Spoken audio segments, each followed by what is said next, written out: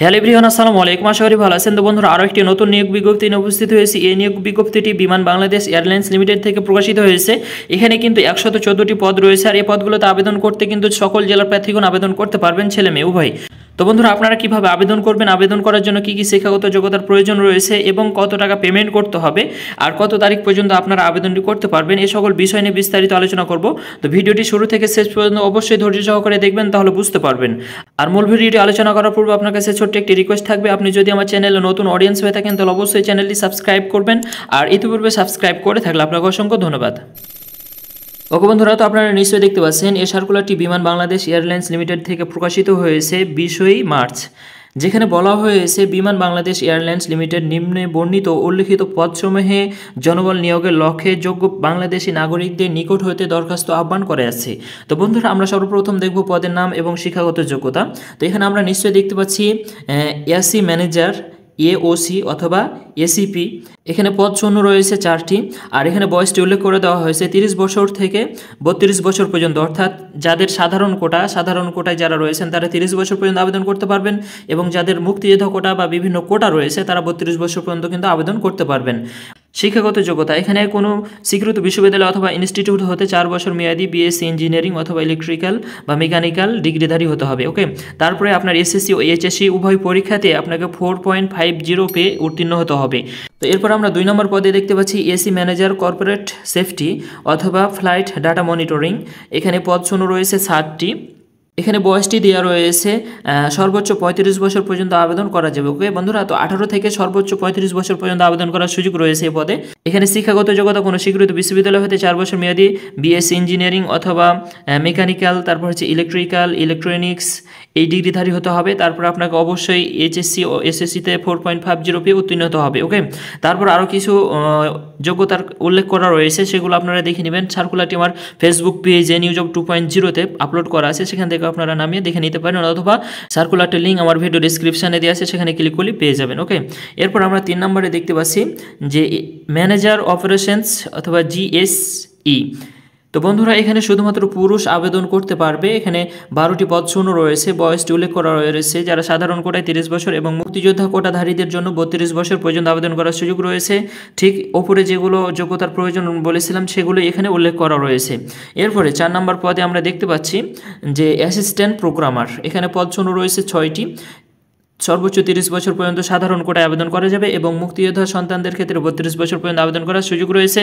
Computer engineering অথবা computer science অথবা CSE, IT অথবা ইইই, ইটিই, ইলেকট্রনিক্স ইঞ্জিনিয়ারিং বিএসসি ডিগ্রিধারী হতে হবে। ওকে, তারপরে এসএসসি ও এইচএসসি পরীক্ষার ফলাফল প্রত্যেকটিতে কমপক্ষে জিপিএ 3.5 মধ্যে পেয়ে পাশ করতে হবে। এরপরে কিছু কম্পিউটারের জ্ঞান থাকতে হবে। এ সকল বিষয়গুলো আপনারা দেখে নেবেন সার্কুলারটি ডাউনলোড করে। ওকে, এরপরে 5 নম্বরে দেখতে পাচ্ছি junior officer licence and training coordinate. তো বন্ধুরা, এখানে পদ শূন্য রয়েছে 1টি, আর বয়সটি দেওয়া রয়েছে এখানে 30 বছর এবং 32 বছর। যে কোনো বিষয়ে 4 বছর মেয়াদি স্নাতক ডিগ্রিধারী হতে হবে। এরপরে আপনাকে এসএসসি ও এইচএসসি পরীক্ষার প্রত্যেকটিতে 3 পয়েন্ট পেয়ে উত্তীর্ণ হতে হবে। ওকে, এরপরে আমরা 6 নম্বর পদে দেখতে পাচ্ছি সিনিয়র নার্সিং অ্যাসিস্ট্যান্ট। বন্ধুরা, সিনিয়র নার্সিং অ্যাসিস্ট্যান্টের এখানে পদ শূন্য রয়েছে 2টি। শিক্ষাগত যোগ্যতা diploma in nursing science and midwifery certificate থাকতে হবে, কম্পিউটারের জ্ঞান থাকতে হবে। তারপরে আমরা দেখতে পাচ্ছি 7 নম্বরে শিডিউলিং অ্যাসিস্ট্যান্ট অথবা প্ল্যানিং অ্যান্ড শিডিউলিং। তো বন্ধুরা, এখানে পদ শূন্য রয়েছে 4টি, আর 30 বছর সাধারণ কোটায় এবং মুক্তিযোদ্ধা কোটার ক্ষেত্রে 32 বছর পর্যন্ত আবেদন করার সুযোগ রয়েছে। যে কোনো শিক্ষাগত যোগ্যতা যে কোনো বিষয় স্নাতক ডিগ্রি, এসএসসি ও এইচএসসি অথবা সমান পরীক্ষা ফলাফল প্রত্যেকটিতে কমপক্ষে জিপিএ 3.5 মধ্যে পেয়ে উত্তীর্ণ হতে হবে। ওকে, এরপরে আমরা 8 নম্বরে দেখতে পাচ্ছি ম্যাটেরিয়াল ম্যানেজমেন্ট অ্যাসিস্ট্যান্ট। 8 নম্বরে ম্যাটেরিয়াল ম্যানেজমেন্ট অ্যাসিস্ট্যান্টের পদ শূন্য রয়েছে 12টি।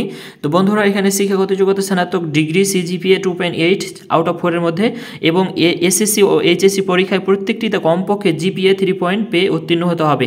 তারপর কম্পিউটারের জ্ঞান থাকতে হবে। আরও কিছু নির্দেশিকা দেওয়া রয়েছে, সেগুলো আপনারা নিশ্চয়ই দেখে নেবেন। এরপরে 9 নম্বরে দেখতে পাচ্ছি প্ল্যানিং অ্যাসিস্ট্যান্টের পদ শূন্য রয়েছে 2টি। এখানে শিক্ষাগত যোগ্যতা বিজ্ঞান বিষয়ে অর্থাৎ স্নাতক ডিগ্রি, সিজিপিএ 2.85 মধ্যে উত্তীর্ণ হতে হবে। তারপরে আমরা 10 নম্বরে দেখতে পাচ্ছি পাম্প অ্যাসিস্ট্যান্ট। পদ শূন্য রয়েছে 2টি। এখানে যে কোনো বিষয় স্নাতক ডিগ্রি, সিজিপিএ 2.8 মধ্যে পেয়ে উত্তীর্ণ হতে হবে। ওকে, তারপরে জুনিয়র ডেন্টার অথবা জুনিয়র পেন্টার এটাতে দুইটি মাত্র পদ শূন্য রয়েছে। তো বন্ধুরা এখানে এইচএসসি অথবা সমানের পরীক্ষায় উত্তীর্ণ হতে হবে, সরকার কর্তৃক স্বীকৃত যে কোনো ইনস্টিটিউট হতে সংশ্লিষ্ট ট্রেড, অর্থাৎ এই যে ট্রেডে আপনাকে অবশ্যই ট্রেডধারী হতে হবে। ওকে, 2 বছরের কাজের অভিজ্ঞতা থাকতে হবে। এরপরে ডেসপাচ রাইডার পদ শূন্য রয়েছে 2টি, ন্যূনতম এসএসসি অথবা সমানের পরীক্ষা উত্তীর্ণ হতে হবে, মোটরসাইকেল চালানো বৈধ ড্রাইভিং লাইসেন্স থাকতে হবে।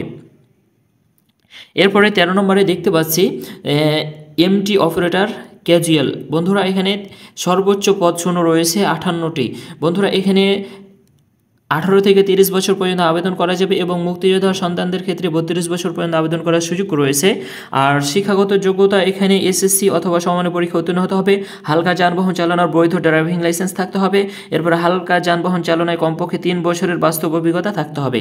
তো যে সকল জেলার প্রার্থীগণ আবেদন করতে পারবেন না এখানে উল্লেখ করা রয়েছে রংপুর, বরিশাল বিভাগের অন্তর্ভুক্ত সকল জেলা এবং মানিকগঞ্জ, গোপালগঞ্জ, রাজবাড়ী, শরীয়তপুর, টাঙ্গাইল, জামালপুর, জয়পুরহাট, পাবনা, যশোর, ঝিনাইদহ, মাগুরা, নড়াইল জেলার প্রার্থীগণের আবেদন করার প্রয়োজন নেই, অন্যান্য সকল জেলার প্রার্থীগণ আবেদন করতে পারবেন।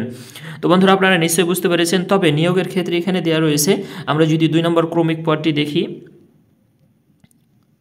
এখানে দেওয়া রয়েছে বন্ধুরা যে 1 নম্বর ক্রমিক থেকে 12 নম্বর এর অন্তর্ভুক্ত পদসমূহে নির্বাচিত প্রার্থীগণ প্রাথমিকভাবে 3 বছরের জন্য চুক্তিভিত্তিক নিয়োগ প্রাপ্ত হবেন।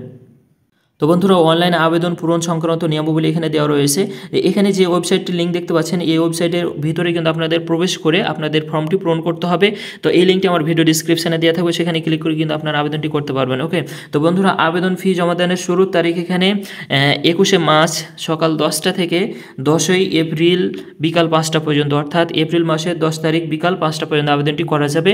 আর আবেদন করতে আপনাদের প্রয়োজন হবে 380 পিক্সেলের একটি স্বাক্ষর, 300x300 পিক্সেলের একটি রঙিন ছবি।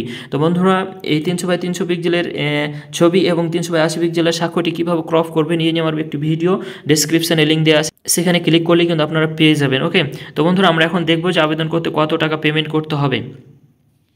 তো বন্ধুরা আবেদন করার জন্য আমরা নিশ্চয়ই দেখতে পাচ্ছি এখানে যে 1 থেকে 3 নম্বর পদসমূহে আবেদন ফি বাবদ অফারের যোগ্য 669 টাকা এবং ক্রমিক 4 থেকে 7 নম্বর পদসমূহে আবেদন ফি অফারের যোগ্য 558 টাকা এবং ক্রমিক 8 থেকে 10 নম্বর বর্ণিত পদসমূহের আবেদন ফি বাবদ 335 টাকা এবং 11 থেকে 13তম বর্ণিত পদসমূহের জন্য 223 টাকা অফারের যোগ্য 72 ঘন্টার ভিতরে জমা দিতে হবে।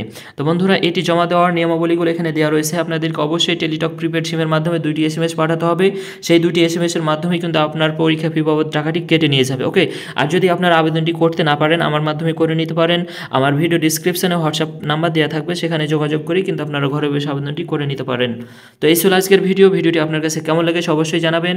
আর এই ধরনের আপডেট সবার আগে পাওয়ার জন্য চ্যানেলটি সাবস্ক্রাইব করে বেল আইকনটি বাজিয়ে রাখবেন। ভালো থাকবেন, সুস্থ থাকবেন, আল্লাহ হাফেজ।